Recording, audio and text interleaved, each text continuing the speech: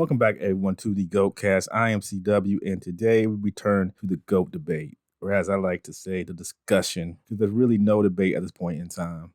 Both players have, without a doubt, been huge for the sport of basketball, and specifically the NBA, but one, in my opinion, and from the opinion of most current players, is head and shoulders above the other. So today I'm examining the NBA Finals play of both LeBron James and Michael Jordan with a caveat. We'll only be discussing the years that they won the title. I know LeBron has been to 10 NBA Finals, but I'm not a believer in participation trophies, and that goes for both players. If LeBron James wants to be in the GOAT conversation, we need to see how he performed in those championship wins. So we're just discussing the years they went home with the ring. So let's start with King James himself, LeBron James. While he's been to 10 NBA Finals, he's come home with only 4 rings. Those years being 2012, 2013, 2016, and 2020. Let's take a look at the 2012 NBA Finals Championship Series. This was LeBron a year 2 with the Miami Heat. Now a little older and a little wiser and having been through the hardships of that 2011 Finals, where he came up very short, very, very short in the moment. This was the lockout year where the league only played 66 games with more back-to-backs and even a string of back-to-back-to-backs. Miami's road to the finals was met with a tough but not ready Paul George-led Indiana Pacers and a last hurrah Boston Celtics with the Big Three, where Miami took Game 7 and LeBron was a beast. I mean a beast in that series. OKC took down some heavyweights on their way to the finals, including defending champs Dallas, whom they swept, Kobe's Lakers, and the number 1 seeded San Antonio Spurs. Finals will only go 5 games as the Thunder hopped out and won Game 1 but fell 4 games in a row after. LeBron James' performance was pretty solid. In those finals, he averaged 28.6 points per game, 10.2 rebounds per game, 7.4 assists, 1.6 steals, and 0.4 blocks, shooting 47.2% from the field and 18.8% from 3. So now let's transition over to Michael Jordan and his first NBA championship. In 1991, the Chicago Bulls finally got over their biggest hurdle, the Detroit Pistons. In that run to the finals, the Bulls team only lost 1 game, having swept the Knicks, going 5 against the Barkley-led Sixers, and sweeping the Pistons. Their finals opponents, the Los Angeles Lakers, on the downside of the Showtime years, they were able to take down the Rockets, Warriors, and Blazers to get to yet another finals. Another 5-game finals, with the Lakers actually taking Game 1 over the Bulls, but falling 4 games in a row for a gentleman's sweep. Jordan's final performance saw him average 31.2 points, 6.6 rebounds, and here's a shocker, 11.4 assists, 2.8 steals, and 1.4 blocks, while shooting 55.8% from the field and 50% from 3. Really solid stat line for ring number 1. Now, ring 2 for LeBron James came in 2013 against my San Antonio Spurs. We'll skip the road to the finals as the Heat had a little bit of trouble with the PG-13 Pacers again, while the Spurs had very little trouble getting to the finals in 2013. The stage was set for the defending Miami Heat to take on the veteran San Antonio Spurs with a very young Kawhi Leonard. This was a definition of a back-and-forth series. Miami would win big, the Spurs would come back and smack them in the face. This was the series that produced the either iconic, or in my case, the dreaded Ray Allen shot, when it seemed like Coach Pop and Tim Duncan had successfully won their 5th chip. Of course, LeBron and the Heat would go on and win in Game 7 to win his 2nd ring and actually go back-to-back. In that series, LeBron averaged 25.3 points, 10.9 rebounds, 7 assists, 2.3 steals, and 0.9 blocks. He shot 44.7% from the field and 35.3% from three-point range, winning his 2nd Finals MVP in the process. Meanwhile, Jordan and the Bulls won ring number 2 the following year in 1992, getting taken to 7 games with the Knicks in round 2, but ultimately carving their way to the finals again.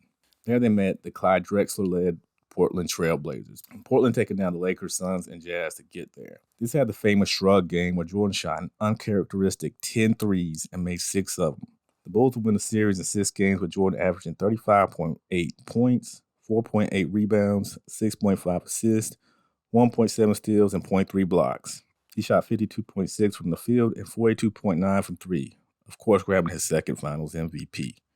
For LeBron, 2016 was probably the biggest championship win in his storied career, coming back to Cleveland alongside Kyrie Irving and trading for Kevin Love in 2015. The Cavs looked to get revenge on Golden State after an injury-filled failure in the 2015 NBA Finals. This was the 73-9 Warriors that was assumed to be the greatest team in NBA history after gaining the best regular season record. This was a fascinating 7-game series that had a huge turn when Draymond Green did Draymond Green things, and a groin kick got him suspended and helped LeBron and the Cavs come back from a 3-1 deficit to become the 2016 NBA champions on the late Kyrie 3. LeBron would chip in 29.7 points, 11.3 rebounds, 8.9 assists, 2.6 steals, and 2.3 blocks. All of this on 49.4 from the field and 37.1 from three. Jordan and the Bulls completed their first three-peat, taking on the Charles Barkley, Kevin Johnson Phoenix Suns in 1993. The Bulls continued to be the juggernauts. They were bullying their way through the Eastern Conference, while Phoenix struggled a bit, but was able to overcome a tough Seattle team in the Western Conference Finals to seal the deal to the finals. Another 6-game war, Jordan and the Bulls had their hands full with Barkley especially, and Kevin Johnson as well, but in the end, Jordan took home number 3 and decided to call it quits after successfully completing the first three-peat. Jordan finished with 41 points, 8.5 rebounds, 6.3 assists, 1.7 steals, and 0.7 blocks. His field goal percentage was 50.8 while shooting 40% from 3 and going 3 for 3 with finals MVPs. LeBron's final ring so far in his career came in the infamous bubble during the COVID lockdowns and restrictions. During a wild time in the country, y'all remember, the NBA ceased operation on March 11th of 2020 and reconvened in late July, with the NBA Finals actually happening in late September into mid-October. There was a lot of contention when it comes to the bubble and that championship. I was one of those that put an asterisk, but an NBA title, no matter what circumstance, is hard to win. You still have to be another team 4 times, and while that Miami Heat was not as stacked as that Laker team, I do count that as a legit championship that the Lakers with LeBron were able to win. Though scrappy Jimmy Butler-led Heat gave all they had, much like this year's finals, but just didn't have enough to contest a healthy and beast mode AD coupled with a very solid LeBron James. LeBron won his last ring with 29.8 points, 11.8 rebounds, 8.5 assists, 1.2 steals, and 0.5 blocks. He did all of that on 59.7% from the field and 41.7% from the three line. Very solid effort and yet another Finals MVP to hoist up.